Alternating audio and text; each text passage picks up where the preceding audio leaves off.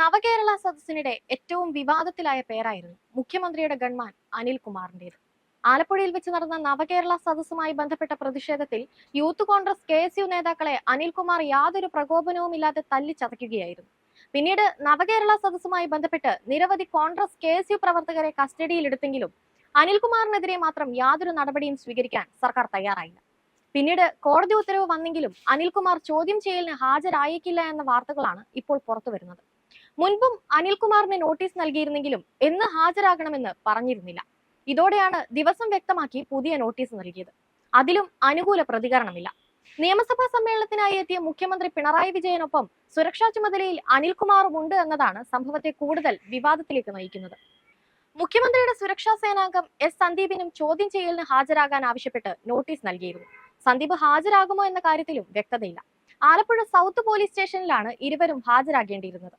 അതേസമയം മുഖ്യമന്ത്രിയുടെ നിർദ്ദേശപ്രകാരമാണ് അനിൽകുമാർ ചോദ്യം ചെയ്യലിന് ഹാജരാകാത്തതെന്നും സൂചനയുണ്ട്.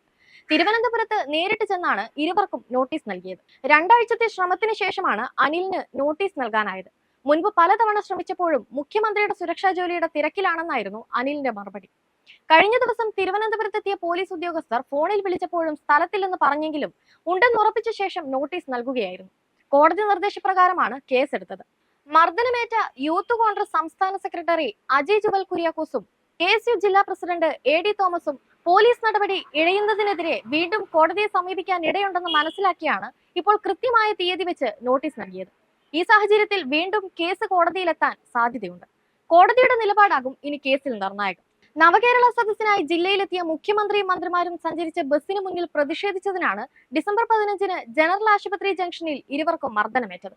അജയ്, തോമസ് എന്നിവരെ പോലീസ് തടഞ്ഞ റോഡരികിലേക്ക് മാറ്റിയ ശേഷം പിന്നാലെ വന്ന മുഖ്യമന്ത്രിയുടെ അകമ്പടി വാഹനത്തിൽ നിന്ന് ചാടിയിറങ്ങി അനിലും സന്ദീപും ഇവരെ നീളമേറിയ വടികൊണ്ട് ക്രൂരമായി മർദ്ദിക്കുകയായിരുന്നു. സുരക്ഷാ ഉദ്യോഗസ്ഥർ സമരക്കാരെ മർദ്ദിക്കുന്നത് താൻ കണ്ടില്ലെന്നായിരുന്നു ഇതേക്കുറിച്ച് മുഖ്യമന്ത്രിയുടെ പ്രതികരണം. മുഖ്യമന്ത്രിയുമായി ബന്ധപ്പെട്ട് ഏറെക്കാലത്തെ ബന്ധമുണ്ട് അനിൽകുമാറിന്.